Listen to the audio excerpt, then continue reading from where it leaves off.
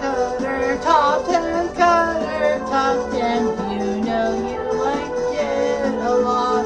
Time to see who is the best and the worst at stuff. You know, baseball, basketball, football, hockey, NASCAR, wrestling. If I have to, so please join me. Why don't you read? This is Cutter's Top 10. Hey there, Heather, ho there! It's Jeff Cutter Diamond. We're ready to rumble. Oh. Hey there, Heather, ho there! It's Jeff Diamond, and with another Cutter Top 10. And this time it's the Cutter Top 10 most tragic moments in hockey history. Now, the majority of them are NHL moments, but, you know, there were a few that were not related to the NHL. I had a good list, and I couldn't cut it down from 11 to 10, so this is an honorable mention. The honorable mention is the death of Doug Wickenheiser. Now, as I said in a previous video, did I say something about Doug Wickenheiser? No, I didn't say. Sorry, I'm thinking about something else. My stupid mistake. I think I did say it in a previous video about Doug Wickenheiser. Yeah, I did. No, I said something in... I was thinking about one of my webcasts 4 years ago. Anyhow, so anyway, the death of Doug Wickenheiser was somehow selected first overall by the Montreal Canadiens in 1980, even though Denis Savard should have gotten it. And Denis Savard wasn't even the number 2 pick. That was Winnipeg's, and they chose Dave Babbage, if memory serves me correctly. Or is it Morris Babbage? Or Morris Lukwich. I think it was Babbage. Anyway. So anyway, he ripped up the Western Hockey League with the Regina Pats, but Denis Savard was a Montreal legend. Savard did come back to the Habitants 10 years later in 1990, but a few years too late, even though Savard won the Stanley Cup with the Habitants. He was a big draft bust. He had a good moment. He had a wife and 3 kids. He is famous for being part of that Monday Night Miracle in 1986 for the Blues against the Flames, which actually was all for naught as Calgary won Game 7 of that Western Conference Final. Well, or Campbell Conference Final, if you want to call it. He had a rare form of cancer, epiphyseal sarcoma, which was removed from his wrist. But the cancer came back 3 years later, and it sprung to his lungs, and that almost makes it terminal by definition. He died January 1999. Of course, Doug Wickenheiser was the uncle of the legendary Canadian hockey legend Hayley Wickenheiser, by the way. So that's an honorable mention. Here we go. Now I couldn't really rate this in a top 10, like from 1 to 10. So now this is not a listing of the top 10. This is just a point-by-point deaths. Really didn't get it ranked. I couldn't really rank them. So anyway, here we go. The first one was the death of Howie Morenz. And this is in no order whatsoever. No, not even chronological. They say there's no such thing as dying from a broken heart, but Howie Morenz took the cake. January 1937, when he was back in form after being traded from Montreal to Chicago, and then the Rangers got him, and then they got him back. In the game against the Blackhawks, Morenz lost his balance and crashed into the boards. Unfortunately, Morenz's skate caught into the Montreal boards, and Earl Siebert couldn't stop in time, and the 200-pound defenseman crashed into Howie Morenz and put 4 fractures in his leg. Morenz was bedridden and was getting very depressed as Montreal was slipping away in the standings. He had bad anxiety issues because he may never play hockey again. Well, I don't know if he would have played after 1937. I mean, he was slowing down a bit. He had chest pains and had a heart attack. And tried to stand up, trying to catch nerves, but he collapsed right away and died within minutes. The Montreal Forum's funeral was on March 11, 1937, of Howie Morenz. that date is famous because 59 years later, in 1996, that was when the Habs played their last ever regular season game at the Forum against Dallas. And strangely enough, that was on TSN, not CBC. It should have been on CBC. Because, you know, there would have been more people watching CBC. Well, in those days, in the 90s, you had more people with network TV than cable TV. I didn't have cable TV personally till 2003, I think. My mom finally got it, and I was 18 at that time. Regardless. Second, I apologize, I had something in my throat. Number 2 was the death of Pelle Lindbergh. Pelle Lindbergh, a great goaltender. Some people thought he was the best of all time, but no, Murray Perron and even Ron Hextall to a certain degree are better than him. He was only 26 when he died, or 4 years younger than I am right now. Pelle Lindbergh was struggling a bit in the NHL, but then in 84-85 had this magical year. He won 40 games, and he nearly won the Vezina Award. I think it was Red Fear? Somebody won the Vezina, or was it Brassel? I think it was Brassel. No, I don't know.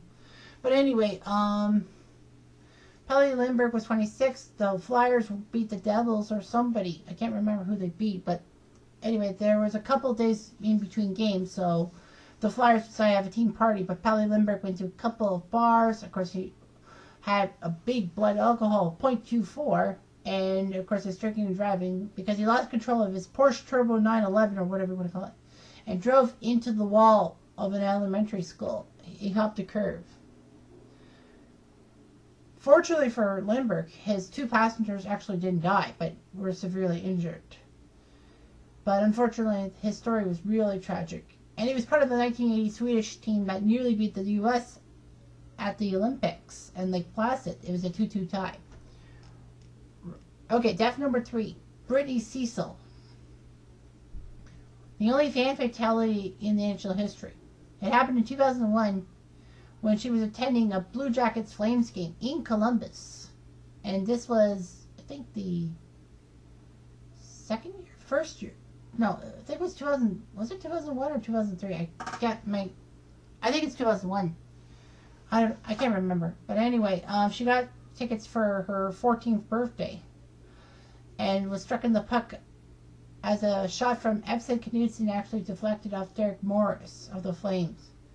She didn't die immediately. She was in the hospital for a couple days and looked to be recovering, as she didn't have pain or dizziness. However, the CT scan wasn't perfect and didn't see the torn vertebral artery that had brain swelling and, of course, had a brain clot and died. And I think the CT scans were now more advanced. This was huge. But thanks to this death, the main positive was that protective netting was over the glass behind the net to prevent fans from being struck. It was pretty amazing. Well, baseball had a few fans take some bad bounces off their bodies and all that, and people are worrying about the lack of padding or screens. There is a home plate screen in baseball. Anyway, death number 4 was Dan Snyder. Dan Snyder from Elmira played for the Sugar Kings. In September 2003, he decided to take a cruise in his teammate Danny Heatley's Ferrari Modena.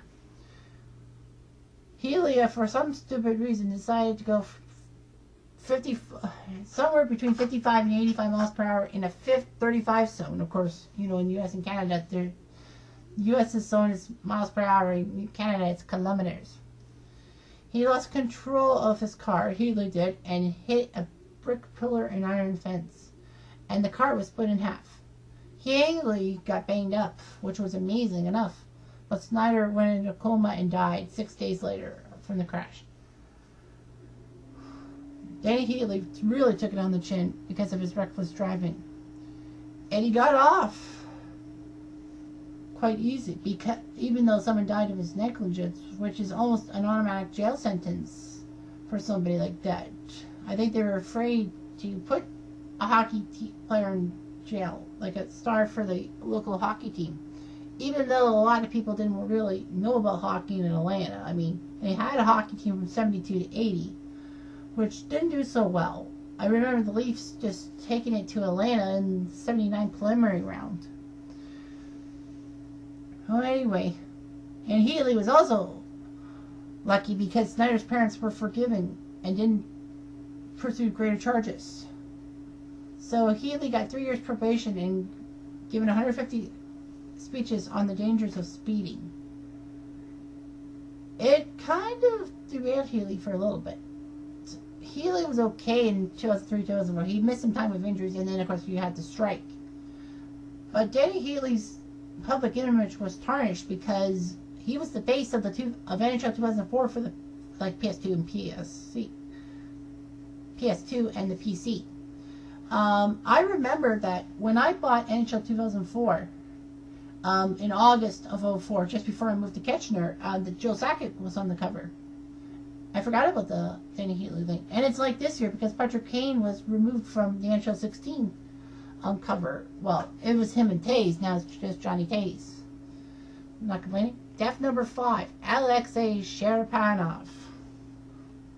Sharapanov, a Rangers prospect, of course, for all my Blue Shirt Underground peeps. You know, Sharapanov was major. He was playing for Omsk at this time. He had line mates Pavel Rosa and Yammer Yager. When you have Yager as your line mate, he must be good. Sharapanov was pretty good. And he was sitting on the bench, but turned white and just passed out. So his teammates tried to show for assistance, but the medical staff was slow. And of course, you know, hospitals in Russia really are far away from things. And died of a heart attack for some strange. It says it's strange. How can a 19-year-old die of a heart attack in great health? An investigation was launched, but things just weren't fixed. Each report had a different explanation than the other. And of course the UMS medical staff was really blamed. And Sharapanov went through a battery of tests before the 2007 draft when the Rangers picked him, and there was no problems. I do know that because of this and Yuri Fisher's heart attack while he was on the bench of the Red Wings when they played Nashville, there are defibrillators and better medical services in Russia and rinks nowadays, which is good. This isn't a death, but it actually a non-hockey player died, but this is a big hockey thing too. The limo accident of Konstantinov and Fetisov. In 1997, there was the Red Wings, won the cup after 42 years, and Vladdy Konstantinov, Slava Fetisov, and one of the Wings trainers, Sergei Monastic. I guess they put him in because the Russian Five. Lurianov was one of them. I don't know the other two. Wasn't Datsuk for obvious reasons because Datsuk was in the 2000s. So anyway, the driver of the limo lost control and crashed into a tree. The problem is that the limo driver wasn't supposed to be driving at all. He had a drunk driving conviction. So both Monastikov and Konstantinov were in a coma. And Masnikov passed away. Fetisov got lucky with minor injuries, but Konstantinov was not so lucky. Now, strange thing is that the 3 Russians did the smart thing by hiring a ride home because they knew they were driving, but 2 of them had life-altering injuries. They think Konstantinov's recovery is a positive story, but it's not. Honestly, it could have been worse. He can barely walk with a walker. He has big brain trauma. And he has 24-hour care. And Konstantinov, the year prior, 96, actually had a plus 60, I think, plus minus, which was amazing. He was a great star. I remember getting his card in a card pack, his rookie card. He didn't play a game for the Red Wings. I don't know if I had that in a sleeve or not. I don't think I do. Anyway. Next on the list is the death of Bill Masterton. The only NHL player in the NHL era. There have been several players back in the 1900s who died. But anyway, in the insular to die because of an ace. Unfortunately, Bill Masterton was not wearing a helmet, and not too many people were wearing helmets, with the exception of Stan Mikita. In a game for the Minnesota North Stars in 1968 against the Oakland Seals, he was getting the puck at full speed, but Ron Harris took a big hit on him and knocked him backwards, and the impact made him lose consciousness before he hit the ice, and he never regained consciousness. 2 days later, he passed away, sadly. The NHL does have the award named after him for the player that demonstrates qualities of perseverance, sportsmanship, and dedication to hockey. Like Phil Kessel, when he had his testicular cancer, won the Masterton.